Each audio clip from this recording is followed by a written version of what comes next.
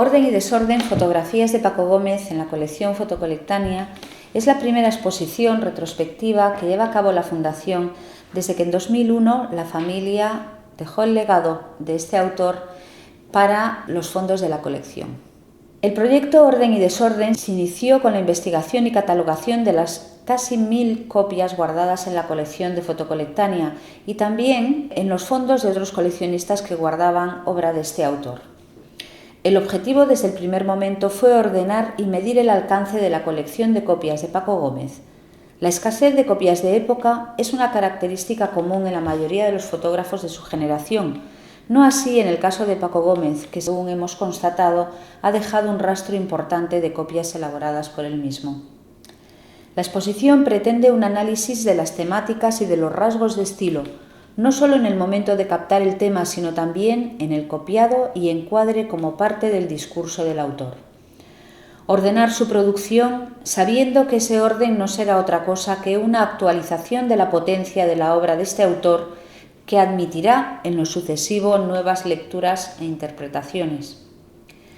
La selección de material para la exposición se ha orientado en base a las imágenes favoritas del autor, a los conjuntos que diseñó para dar a conocer su mirada a lo largo de su carrera en las escasas exposiciones y publicaciones que llevó a cabo.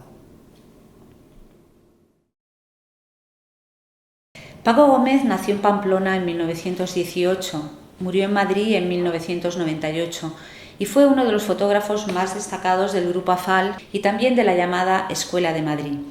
Perteneció al pequeño grupo La Palangana, con los que salía a menudo a fotografiar, uno de ellos, Gabriel Collado, al que vemos en la fotografía, Ramón Massats, Paco Ontañón, Leonardo Cantero, que como otros amigos de aquella época han reconocido la supremacía de la fotografía de Paco Gómez entre todos los de su generación. Francisco Gómez fue el mejor fotógrafo de mi generación, dice Ramón Massats, ni más ni menos. Otra de las fotografías famosas y además muy celebradas de Paco Gómez que fue publicada en el anuario de AFAL. Este cristal roto podría ejemplificar lo que era el estilo de Paco Gómez en cuanto a esa austeridad compositiva, pero también a la austeridad en el copiado de las fotografías. El estilo de Gómez es un estilo natural. Los movidos, los barridos, todas esas cosas modernas, nos decía, no son para mí. Lo mío es una fotografía más purista. Hay cosas que yo no haré nunca, como introducir desenfoques o poner filtros para modificar la luz, el color, el contraste. A mí eso nunca me ha cuadrado. Ni tampoco a los de mi grupo. Nos hemos quedado con aquella manera de ver. Podemos decir que su fotografía, si la comparamos con los autores de su época, es de una gran coherencia tanto temática como formal y tiene una impronta genuina que la distingue de la de cualquier otro fotógrafo del momento. Podríamos definirlo como el poeta de los muros, los rastros, los espacios desnudos y los pequeños objetos. Su observación del mundo parte de una sensibilidad bien enraizada en la realidad, pero trascendente y cargada de sentido simbólico, tal como dijo de él Josep Maria Casademont, un crítico también importante de la época. Gómez, decía Casademont, esquematiza la materia con rigor matemático. Sin embargo, como ejemplo del aforismo que reza «Bajo el hielo arden volcanes», el espectador avisado no tardará en descubrir, bajo la apariencia de frías fórmulas plásticas, un carácter vehemente y una apasionada humanidad. Rafael Sanlobato recuerda la sorpresa que produjo la copia del banco entre los más jóvenes de la Real Sociedad Fotográfica de Madrid, a la que pertenecía Paco Gómez. ¿Cómo era posible que aquella superficie brillara de aquella manera en el entorno oscurecido del parque?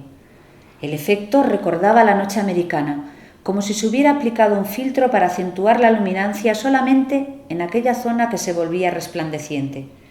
Paco, que no tenía secretos para los demás, les explicó que después del revelado aplicaba ferrocianuro potásico con la ayuda de un pincel en las zonas que le interesaba un mayor contraste, lavando los grises hasta convertirlos en blanco.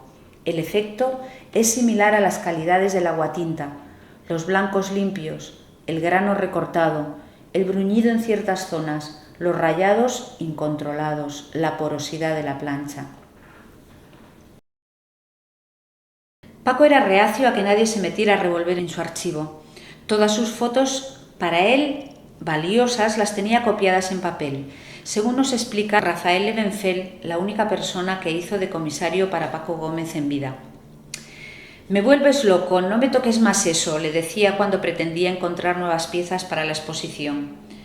Toda fotografía importante para Paco Gómez, dice Levenfeld, está copiada en papel, no busquemos más.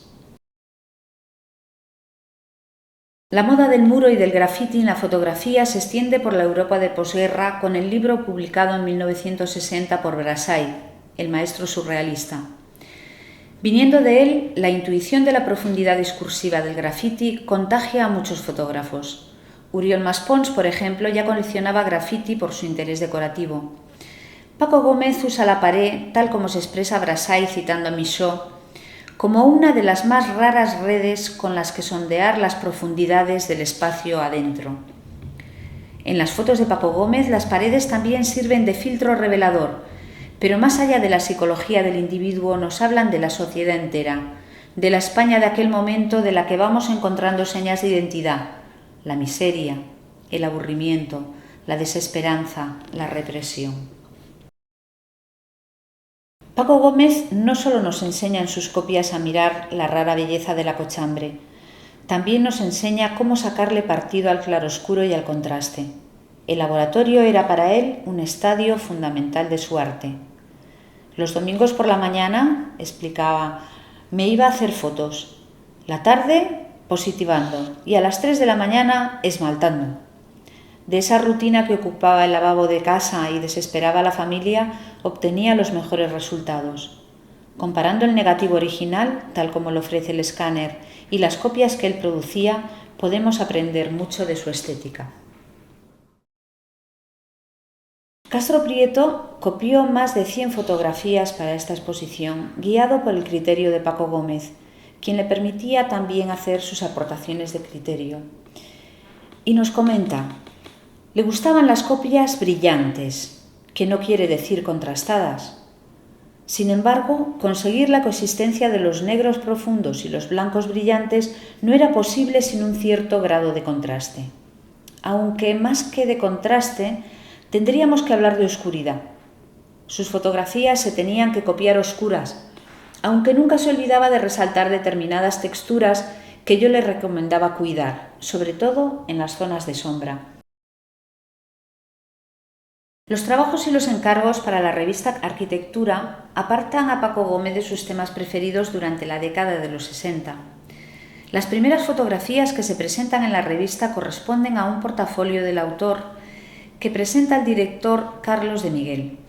Eran fotos de medianerías, muros, ventanas cegadas, graffiti, descampados, y gustaron tanto al equipo redactor de Arquitectura que ocuparon en lo sucesivo las portadas e ilustraron artículos de todo tipo. De ahí vinieron posteriormente los encargos para los que el fotógrafo se ponía de acuerdo con el arquitecto con el fin de resolver el tema de los edificios de manera descriptiva. Gómez pasó a ser el fotógrafo oficial de la revista. Durante el lapso de tiempo que estuvo sin dedicarse a su trabajo más personal, hizo muchas fotografías en color, tanto diapositiva como negativo. Cuando vuelve a su fotografía, decide retomar la parte creativa de su trabajo a través del color. Compra la cubeta para revelar en Cibachrome, un proceso directo desde la diapositiva que se caracteriza por la pureza y la viveza del color. Paco Gómez no entendía la fotografía si no pasaba por el proceso personal de materialización en su laboratorio. Empieza entonces a desarrollar en color las series de muros, bodegones, interiores y paisajes que hasta entonces había hecho en blanco y negro. Cuando se le preguntaba si no estaba cansado de sus temas, de su manera tan particular de entender la fotografía, ya en los años 90, Paco Gómez respondía categóricamente que era imposible dejar de ser lo que uno era. Evolucionar no podía conllevar renegar del pasado. No se puede cambiar, me dijo en una ocasión. Es imposible. Yo siempre he hecho lo que me gusta, y mi criterio es el que me reafirma en un gusto perdurable, no en las modas pasajeras. Por eso, lo que me gusta es lo que he hecho siempre y lo que pienso seguir haciendo. Los colores no son vivos ni apenas contrastados, sino que siguen el mismo registro monocromo de los grises y los marrones propios del muro, del arrabal, de la naturaleza muerta humilde. Paco Gómez es un autor de gusto ortogonal. Pocas veces hace uso de las perspectivas profundas, de los planos oblicuos. Se sitúa frente y equilibra los límites del formato, excluye lo superfluo, busca los ejes que tensen el espacio y entonces dispara. Su tema preferido es el muro, la medianería, las fachadas, introduciendo no primeros planos y elementos de detalle, ya sean árboles, frutas, mobiliarios, coches o incluso individuos. El muro es el que reina.